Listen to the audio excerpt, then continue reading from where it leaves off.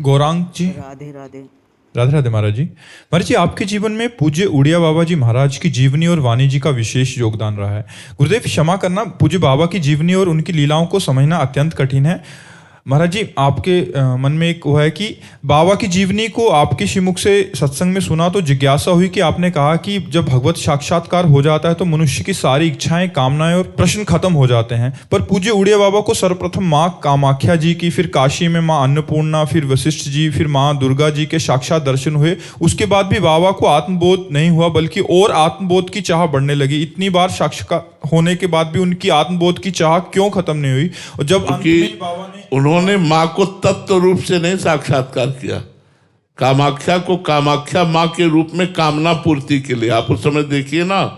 हाँ, तो आप उस चरित्र में जब आप देखिए कि उन्होंने कामाख्या जी की उपासना की कि जैसे सूर्य भगवान ने एक बटलोई दी थी युधिष्ठिर को कि जितनों को अन्न पवा सकें, जब तक द्रौपदी जी नहीं पालेंगी तब तक वो बटलोई का अन्न खत्म नहीं होगा।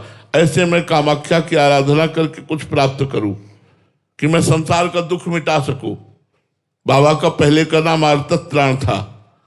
तो बाबा ने विचार किया तो आधी उपासना में ही छोड़ दिया कि आखिरकार अगर ऐसा कुछ मिल भी जाएगा तो पूरे विश्व ब्रह्मांड का दुख तो मिटा नहीं पाऊंगा।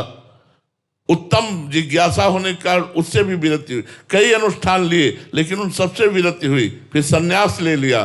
संन्यास लेकर तत्व साक्षात्कार में लगे। जब तत्व साक्षात्कार हो गया तब सारी कामनाएं शांत हो गई। फिर इसके बाद कोई अनुष्ठान किया है क्या बाबा ने? 18-18 घंटा अपने स्वरूप में बैठे रहते थे। तो कामाख्या जी को तत्व रूप से साक्षात्कार नहीं किया, सकाम उपासना की। तो सकाम उपासना से किसी देवी देवता का दर्शन हो जाना भगवत साक्षात्कार नहीं कहते। तत्व स्वरूप से उनको दान करके साक्षात्कार करना।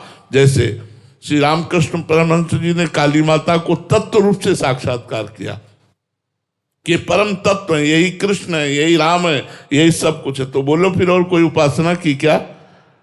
पूर्ण हो गए ना। जैसे उड़िया बाबा है वैसे रामकृष्ण परमहंस, कोई कमी थोड़ी थी। बात समझ में आ रही ना? हाँ, तत्व रूप से जिसकी भी आराधना करें तत्व रूप से करें। तत्व रूप से जब उसका साक्षात्कार होगा तब वो पूर्ण हो जाएगा।